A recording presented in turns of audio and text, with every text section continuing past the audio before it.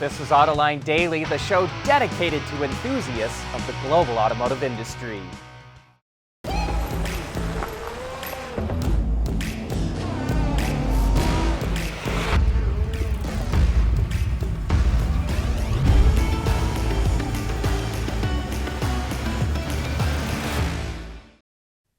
General Motors unveiled the Cadillac Lyriq, an electric SUV that will begin the transformation of Cadillac into an all-electric brand.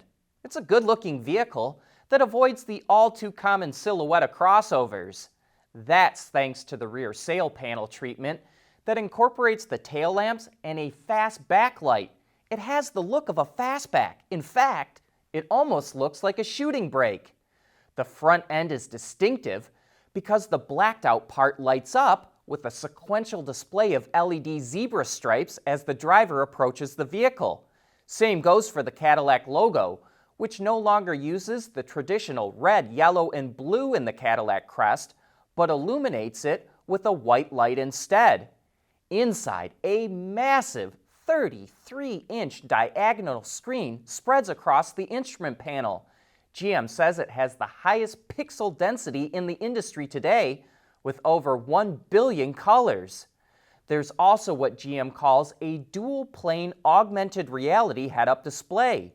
The near plane displays speed, direction, and other functions, while the far plane shows transparent nav signals and important alerts.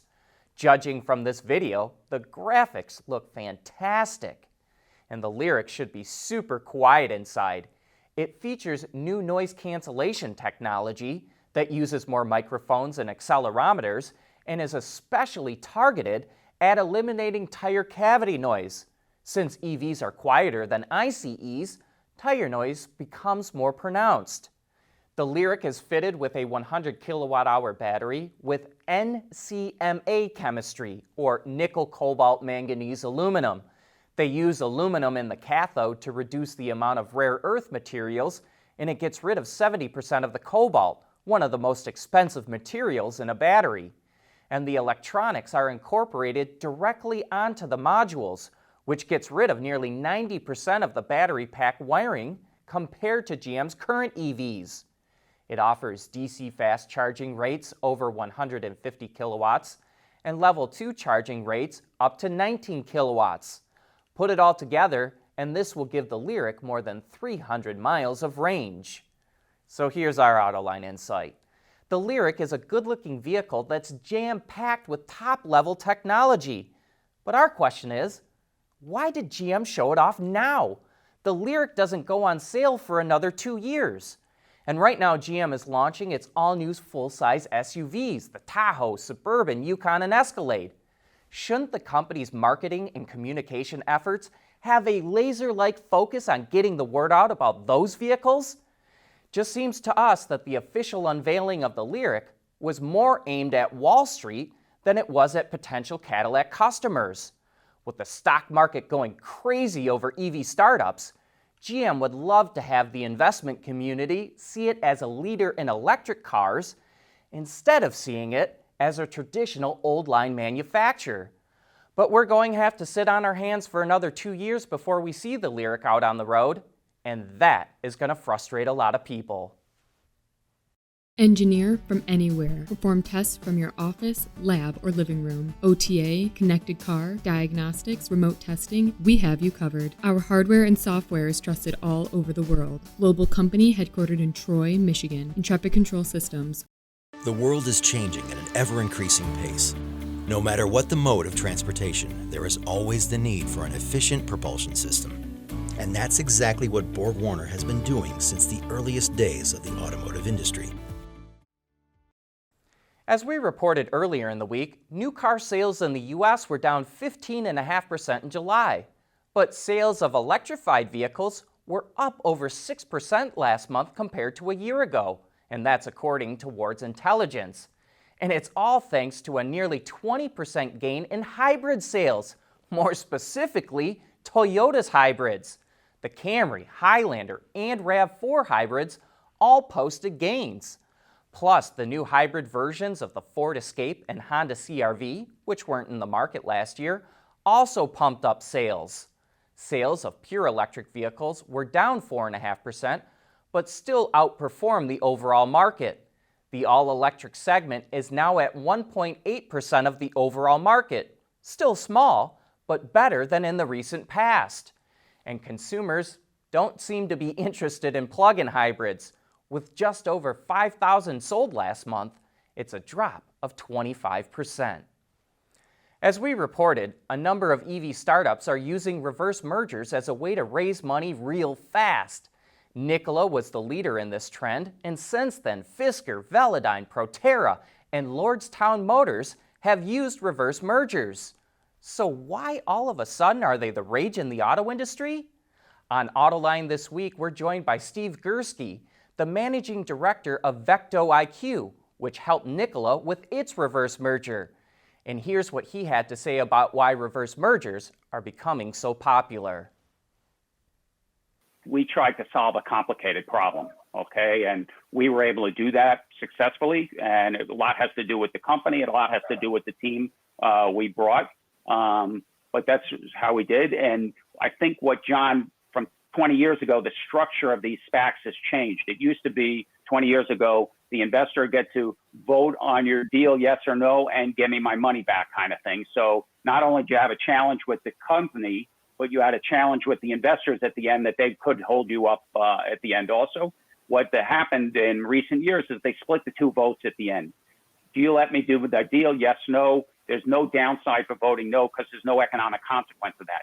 Do you want your money back is a different question. If they want their money back at $10 or wherever they bought it, then I just need to find a way to replace that money, okay, through what they call a pipe or whatever. So certainly the dynamic has changed, which has made these better. And it's not just here, by the way. There's some enormous SPACs being done. Bill Ackman just did a raised $4 billion, and trust me, I'm going to do a good deal. So there's been some enormous deals done in this space.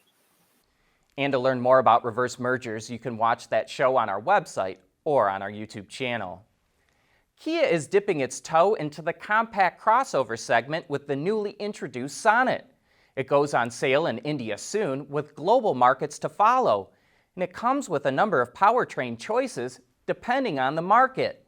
3 engines are available: a 1.2-liter 4-cylinder, a 1-liter turbo, and a 1.5-liter diesel. Those can be mated to 5 transmission options: 5 and 6-speed manuals, a 6-speed automatic, a 7-speed DCT, or Kia's new 6-speed intelligent manual that operates the clutch electronically. You may remember we've highlighted the exterior styling of the Sonet, saying the rear pillar looks a lot like the Chrysler Pacifica. But this is our first look at the interior, which is dominated by a 10.25-inch display screen that merges with the instrument cluster.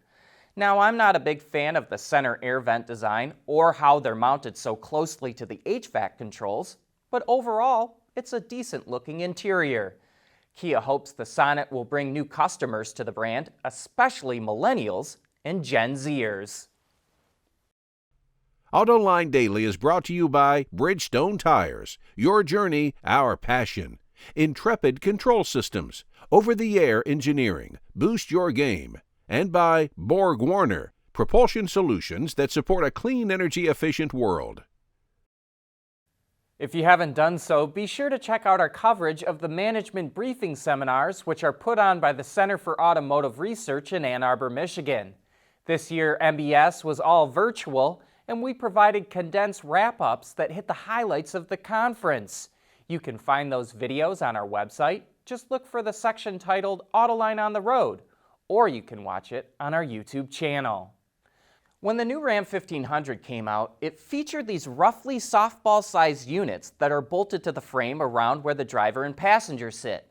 What they do is they take in information about driveline vibrations and then spin an offset weight to create a vibration exactly the opposite of the one it took in, so the two cancel each other out.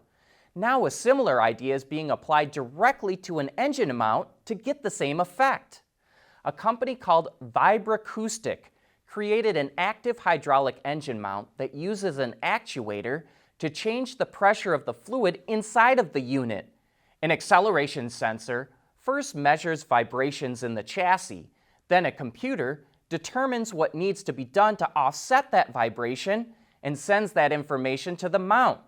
Vibracoustic says it's the perfect application for cases of engine downsizing because it creates a more pleasant experience for passengers and it can reduce noise by up to 20 decibels. Nissan is introducing a new stock-based compensation plan for its executives and corporate officers. It's introducing restricted stock units to replace share appreciation rights as stock-based compensation. The company hopes that the new plan will lead to a long-term commitment from executives and create a more transparent business process. This new plan seems to be in response to former CEO Carlos Ghosn, who allegedly hid millions of dollars in compensation while at the company. And wow, was I surprised at how many comments we got about raised white letter tires. And it does seem they do generate more comments from strangers. Dana Ford says, "My S10 has been wearing raised white letters for over 20 years now. It's completely stock, yet I get compliments almost every time I take it out in public." Dale Leonard has a similar story, but with white wall tires. Both of my 1994 Ford Rangers have white sidewall tires, and I get compliments constantly, with people saying that they should make a return. Trucks do seem like a popular application for raised white letters, and Mike Plute says, for truck tires, raised white letters have outlasted passenger white wall tires because the sidewalls are taller and the truck design cycle is generally slower. But many of you also noted that muscle cars wear the look well too. Tim Seawright reports that his buddy just bought a used 2017 Camaro with aftermarket equipment on it, and it came with raised white letters on the tires, and he has received several compliments on it. However, it's not for everyone, and Vic points out a common complaint when talking about any white wall tire. He says, "Raised white letters? A matter of personal preference? I'm not a fan. Plus, they take added maintenance to keep them looking good." And he's right, of course. They can be a pain to keep clean, and you also have to worry about clipping curbs and getting curb rash. But that's it for today's show. Thanks for watching, and have a great weekend.